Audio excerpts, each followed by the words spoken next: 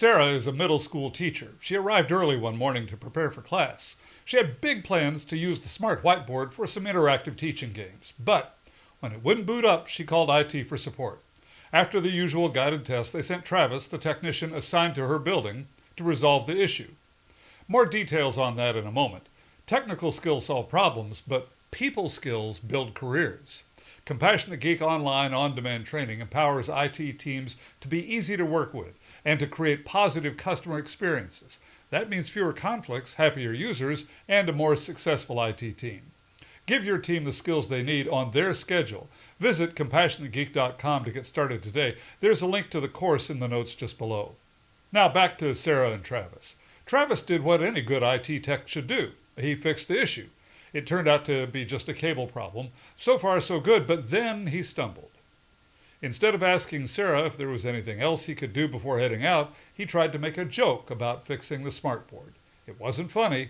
Worse, Sarah was under pressure to get ready for her class, and she wasn't in the mood for joking around. When she didn't respond, Travis doubled down with another attempt at humor. At that point, Sarah asked him to leave. He ignored her and tried more small talk.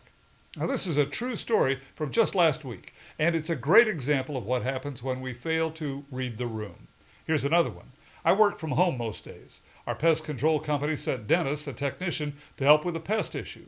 Normally, when a tech arrives, they ring the doorbell, let me know they're there, and then they get on with their work. But Dennis wanted to chat. He told me about his fishing trips, projects on his house, and his garden. Meanwhile, I was desperately trying to stay focused on writing. I finally had to cut him off and say, Dennis, I need to get back to work. Now, here's the thing. Both Travis and Dennis meant well. Neither was rude nor malicious, but both were painfully unaware of how their words and actions were landing with the other person. They weren't reading the room. It's fine to be friendly. It's fine to be personable. But support situations are often the wrong place for chit-chat. I've had students in training sessions tell me proudly that they always make small talk with their customers, thinking that's good customer service. It's not.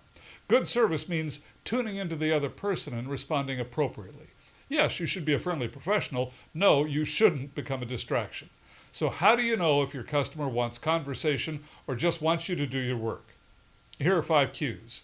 First, body orientation. If they face you, make eye contact, or lean in, they're possibly in the mood for engagement. If they stay angled toward the desk or screen, they're not. If they stand partially behind a door, they're not open to chatting.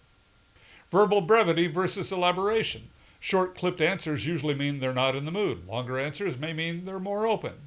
Physical presence. If they hang around and ask questions, they're inviting conversation. If they leave you to your work, don't force it. Emotional tone. A friendly, relaxed tone is an open door. A flat, rush tone means keep it brief. Environmental content. If the place seems hectic, phones ringing, coworkers waiting, deadlines looming, it's not the right time for small talk. Here's a practical rule. Match their energy. If they're chatty, engage. If they're curt, respect the boundary and keep it professional. And here are 5 rules for in-person support that work across IT, pest control, or any service profession. First, read the room. Match the customer's energy and mood. Next, respect their space. You're a guest. Act like one. Communicate your plan clearly. Tell them what you're doing and how long it will take, but avoid technical talk and jargon. Be a friendly professional. Smile, greet politely, and keep a calm tone. And leave things better than you found them. Solve the problem, clean up, and make sure they know the next steps. Your technical skills allow you to do the tasks of your job, but it's your people skills, including the ability to read the room, that build long, successful careers. Be sure to press the thumbs up button and subscribe to this channel. Want more? You'll find tips and training on IT customer service, teamwork, and leadership at CompassionateGeek.com.